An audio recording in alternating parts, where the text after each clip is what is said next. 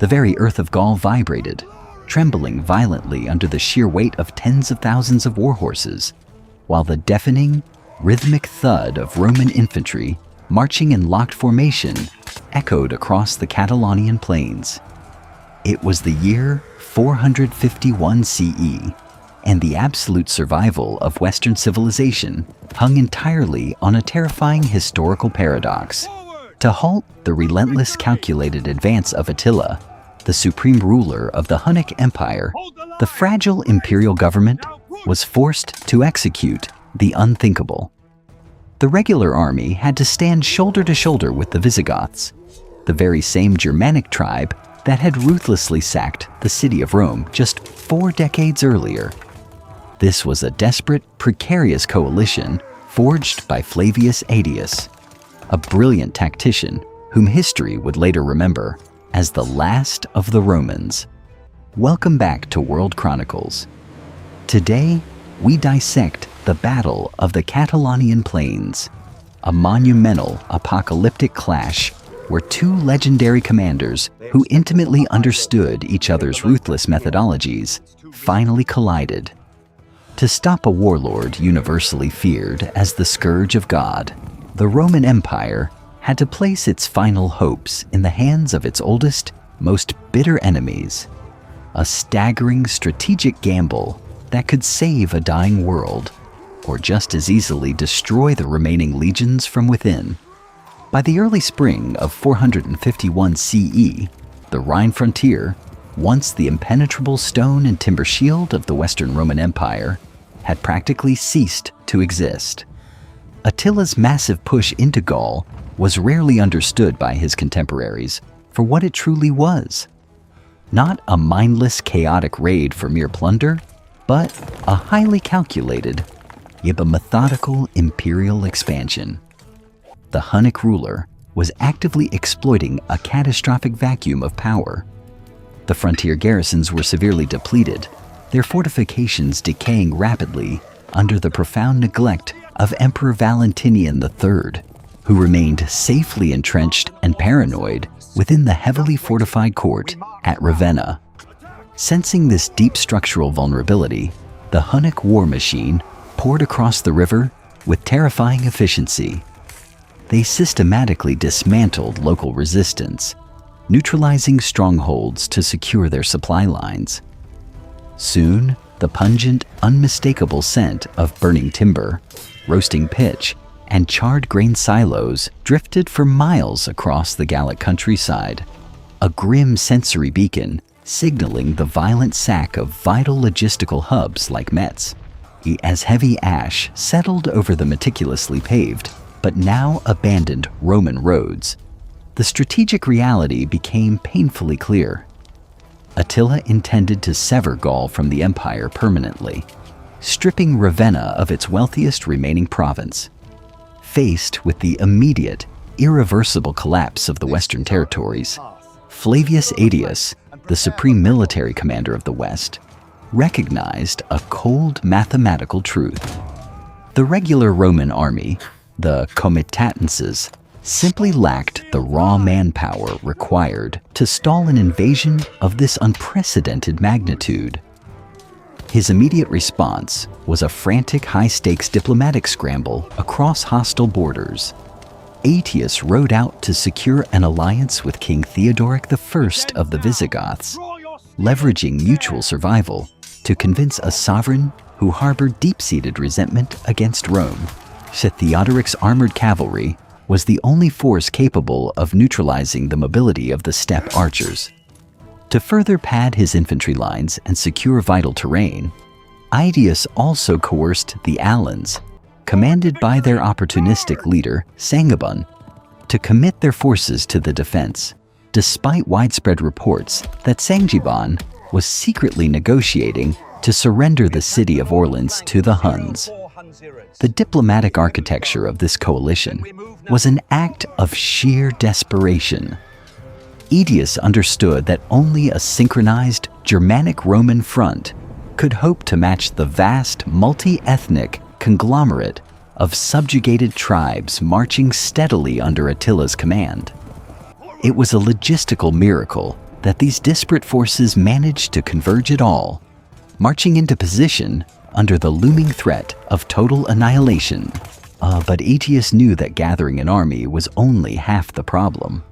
The real nightmare was keeping this fragile coalition from turning their swords on each other before the enemy even arrived. To understand the sheer gravity of what assembled on the Catalaunian plains, one must look past the banners and examine the machinery of these two opposing forces. Aetius commanded a coalition of roughly 40,000 to 50,000 troops, a volatile amalgamation of the old world and the new. On his left flank stood the remnants of the traditional Roman war machine, the comitatenses, heavy infantry equipped with large oval shields and spatae, anchoring the line with grim mechanical discipline. To his right massed the Visigothic heavy cavalry and infantry under Theodoric, seasoned veterans driven by a fierce independence.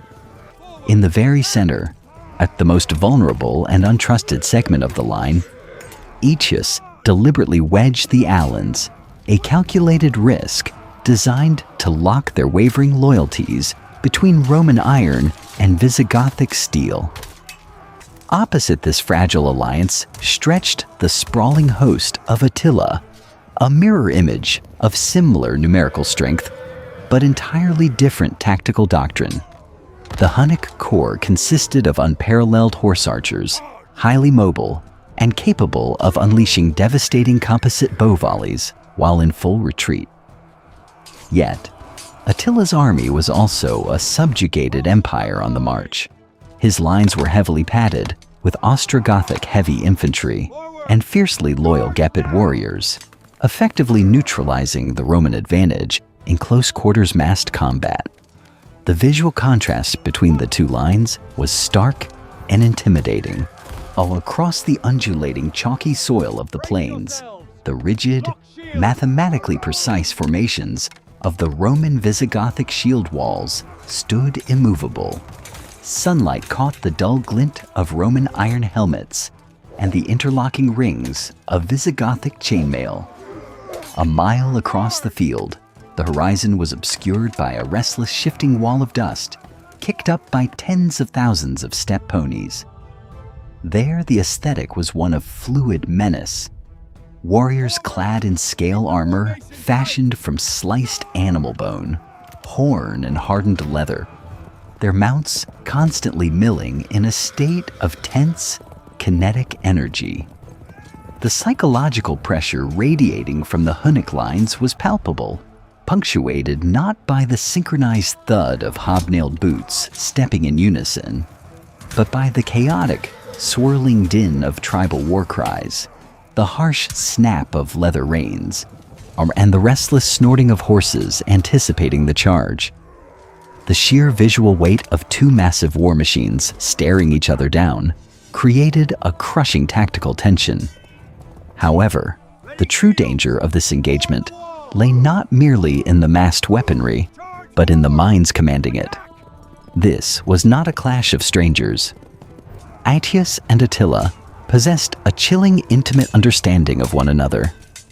Decades earlier, the Roman patrician had lived as a high-value political hostage among the Huns.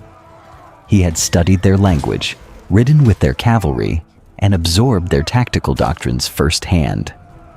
Later in his career, Aetius had frequently employed Hunnic mercenaries to crush rebellious Germanic tribes within the empire's borders. Attila, conversely, had spent years analyzing Roman engineering, supply chain logistics, and the deep political fractures of the imperial court.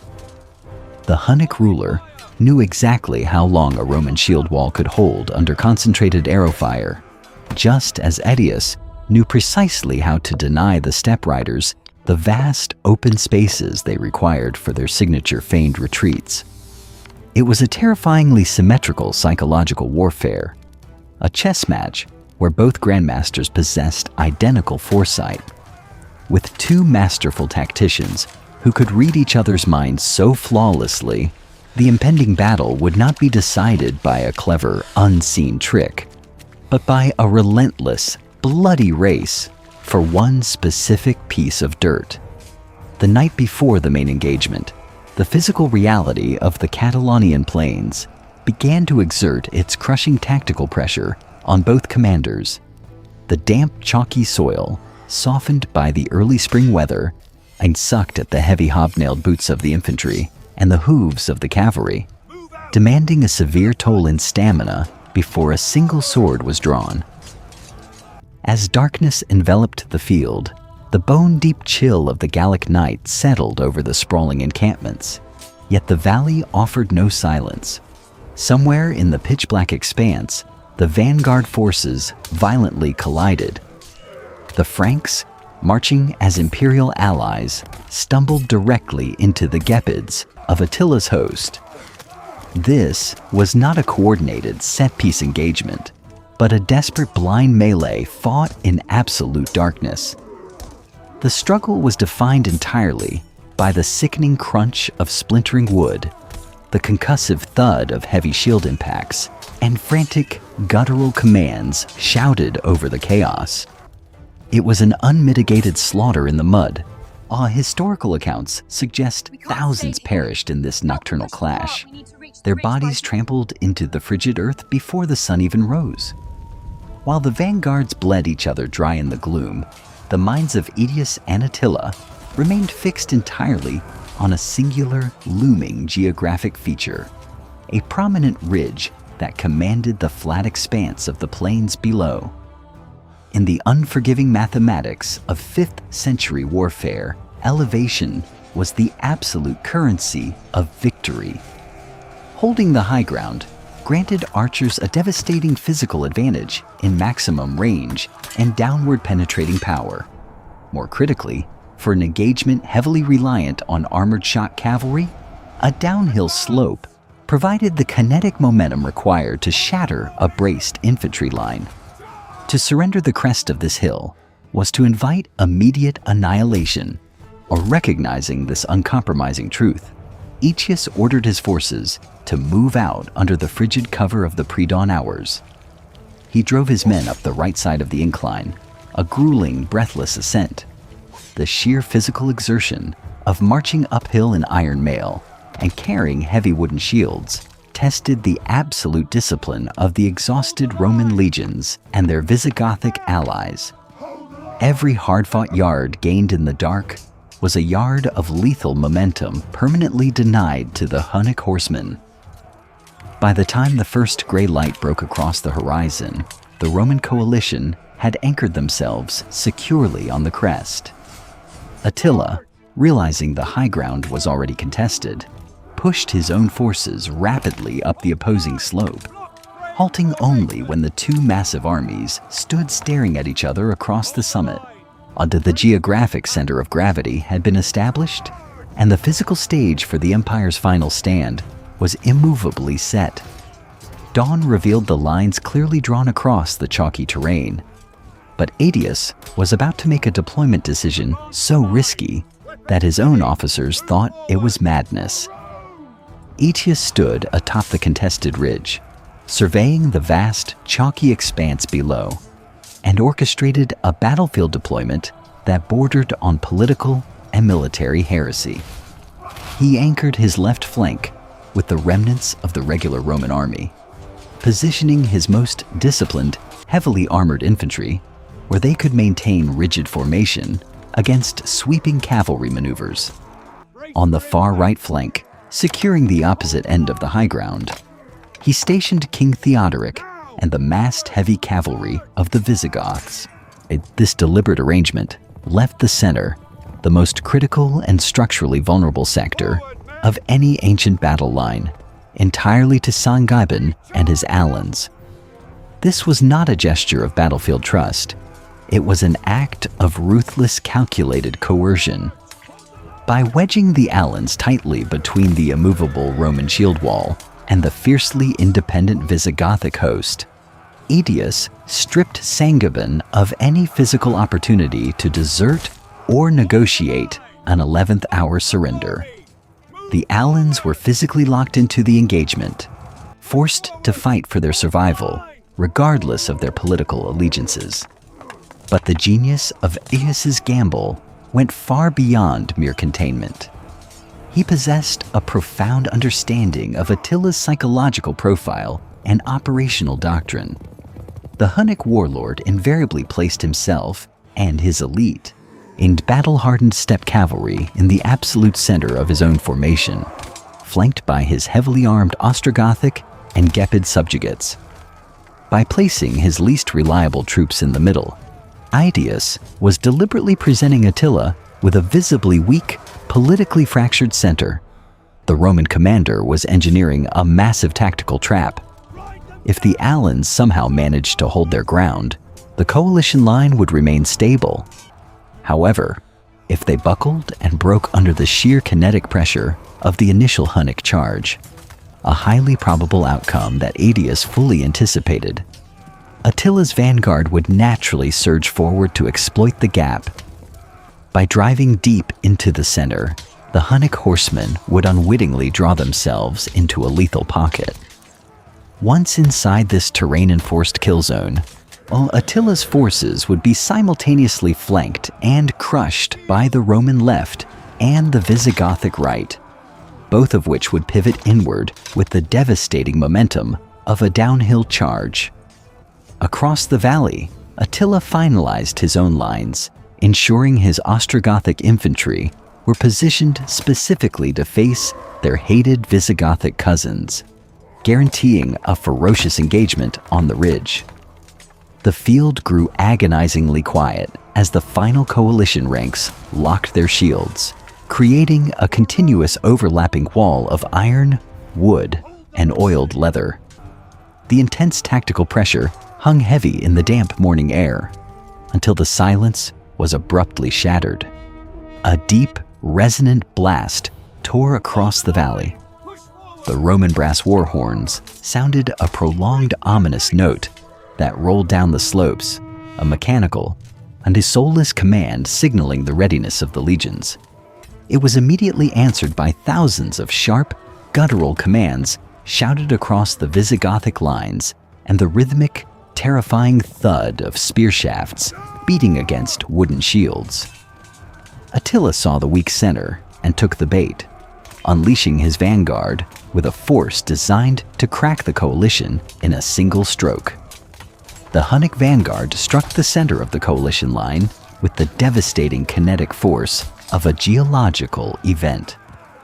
Thousands of steppe ponies, driven to a furious gallop across the chalky valley floor, churned the damp earth into a dense cloud of white dust that rapidly swallowed the Alan infantry.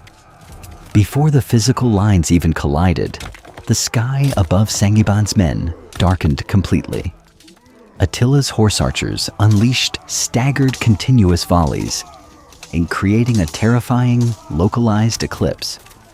The auditory reality of this barrage was not a unified crash, but a sickening rhythmic thud, a relentless driving staccato of iron-tipped shafts biting deeply into wooden shields, punching through heavy leather, and tearing into flesh.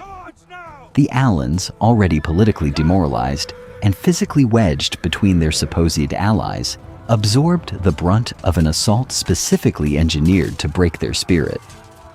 When the Hunnic lancers finally crashed into the infantry ranks, the sheer momentum shattered the first 3 lines of defense instantly. Horses screamed as they were impaled on braced spears, while men were trampled under iron-shod hooves, their bodies ground ruthlessly into the bloody softening mud. Simultaneously, the battle for the ridge erupted into a grinding mechanized slaughter, while Attila, refusing to yield the tactical high ground, hurled his Ostrogothic heavy infantry up the steep incline directly into the teeth of the Visigothic lines. Here, the combat lost all the fluidity of the steppe cavalry maneuvers and devolved into an agonizing, static crush of bodies.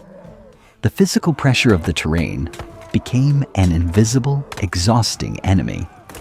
The steep slope rapidly drained the stamina of the attackers, forcing the Ostrogoths to heave their weight upward against a locked wall of interlocking shields. The sheer volume of men crammed onto the narrow crest made tactical maneuvering absolutely impossible. Warriors found themselves packed so tightly together that they could barely raise their swords to strike. Combat became a matter of pure leverage and blunt trauma, men driving the heavy iron bosses of their shields into the faces of their opposing cousins, slipping on the gore-slicked chalk and dying under the crushing weight of the collapsing ranks. The metallic grind of iron scraping against iron, mixed with the frantic wet gasps of exhausted men fighting for oxygen, replaced the earlier clarion calls of the war horns. Down in the valley, Aetius's grim mathematical calculation was materializing exactly as planned, though at a horrific cost in human life. The Allan center was violently buckling, bowing inward under the relentless driving pressure of Attila's elite guard. The Hunnic horsemen, sensing the imminent collapse of the line, pressed deeper into the formation, their field of vision narrowed by the swirling dust and the singular desire to break the coalition in two. But in their fervor to exploit the yielding center, they were driving themselves directly into the geographic pocket Aetius had carefully prepared. The Roman left flank held with mechanical, emotionless discipline.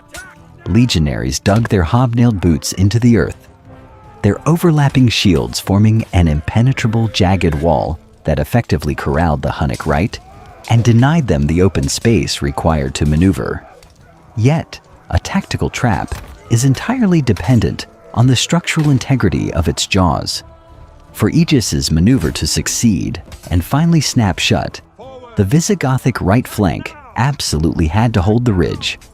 If Theodoric's forces were pushed off the high ground, the Hunnic center would simply expand outward, rolling up the Roman line from the side and turning a calculated pocket into a catastrophic rout.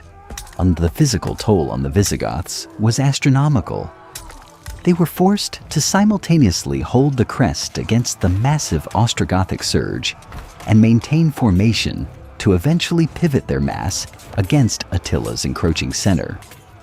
The entire survival of the Western Empire balanced precariously on the stamina of the Visigothic heavy cavalry. The center was rapidly buckling, drawing Attila deeper into the snare, but amidst the blinding chaos and intense physical crush on the right flank, a sudden fatal accident struck the Visigothic command. King Theodoric I, riding dangerously close to the vanguard to stabilize his contested infantry ranks, was suddenly and violently unhorsed. Whether he was struck by a stray Ostrogothic javelin piercing his armor, or merely thrown by a panicked mount slipping on the gore-slicked chalk, the exact cause immediately dissolved into the chaotic crush of the melee. What remains recorded as cold historical fact is the grim consequence. The aged sovereign fell directly into the path of a shifting formation and was rapidly trampled to death beneath the iron-shod hooves of his own heavy cavalry.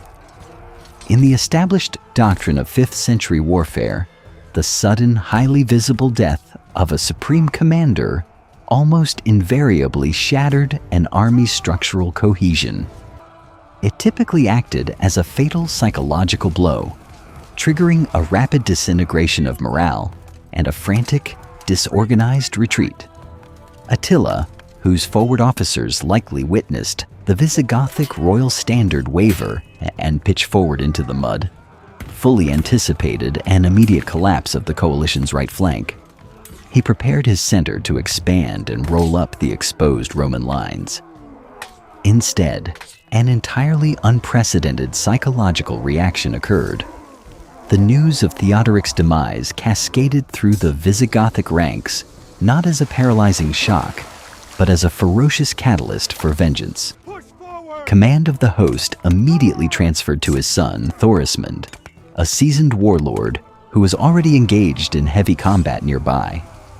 Rather than ordering a tactical withdrawal to secure the royal succession, Thorismund seized the volatile emotion of his troops and channeled it into a singular, devastating counteroffensive.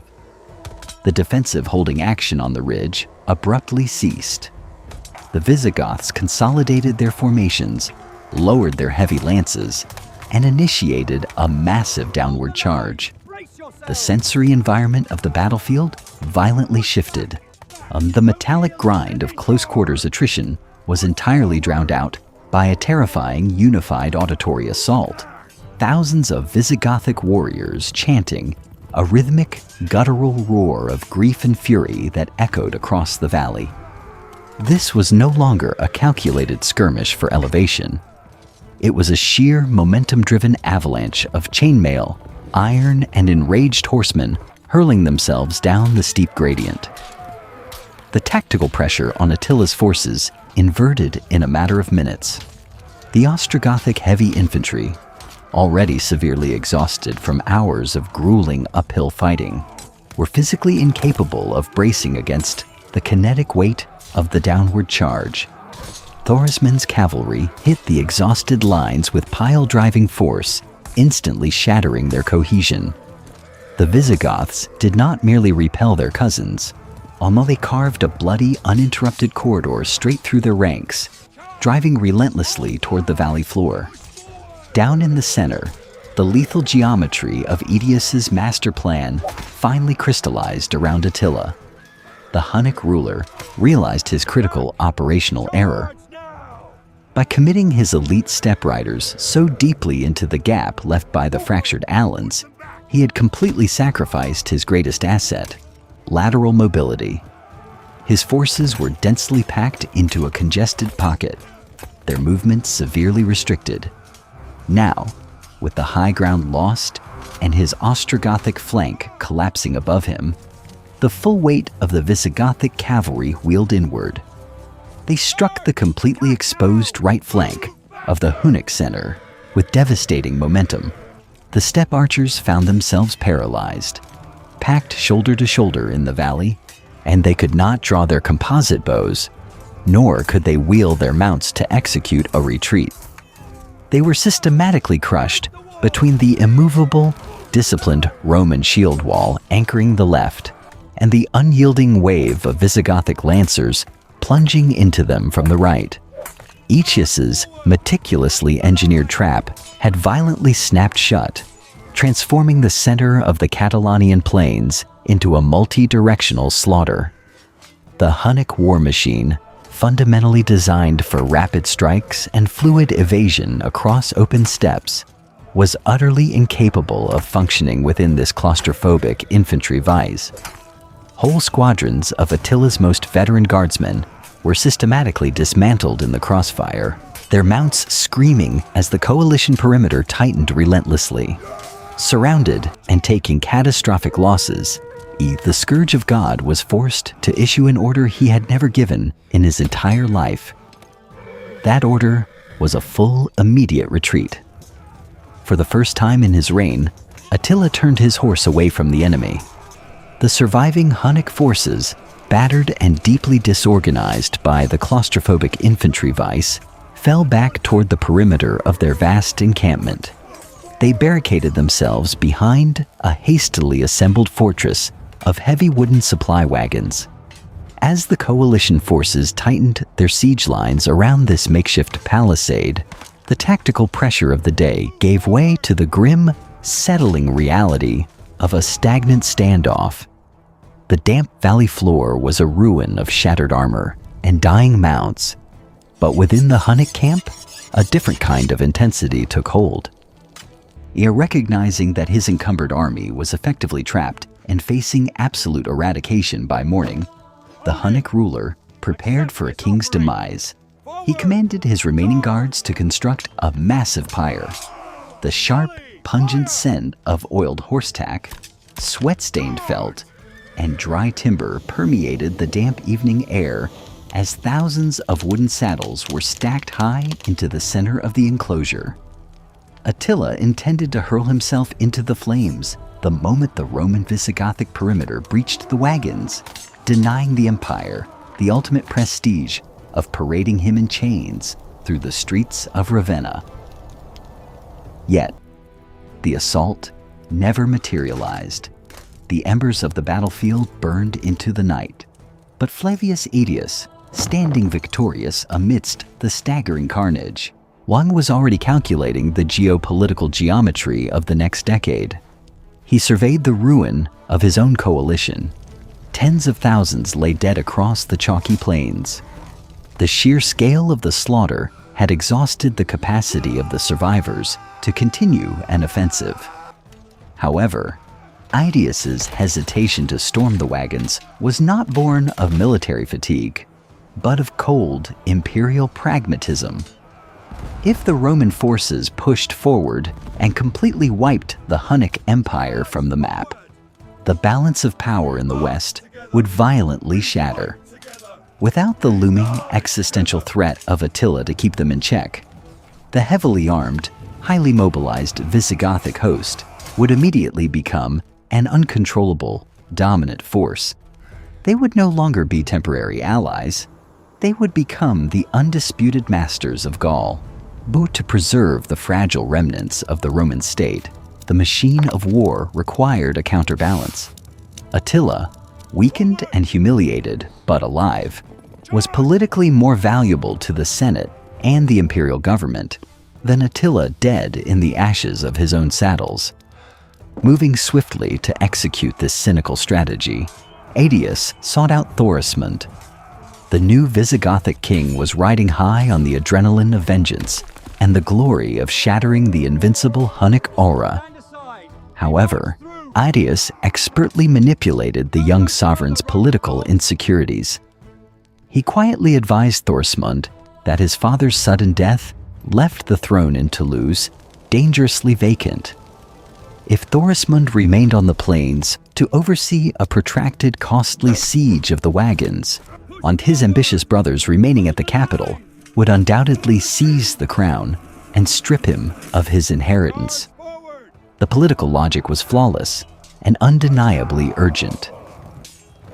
By dawn, the heavy rhythmic marching of departing columns echoed across the valley as the entire Visigothic army lifted the siege and marched rapidly southward, abandoning the field.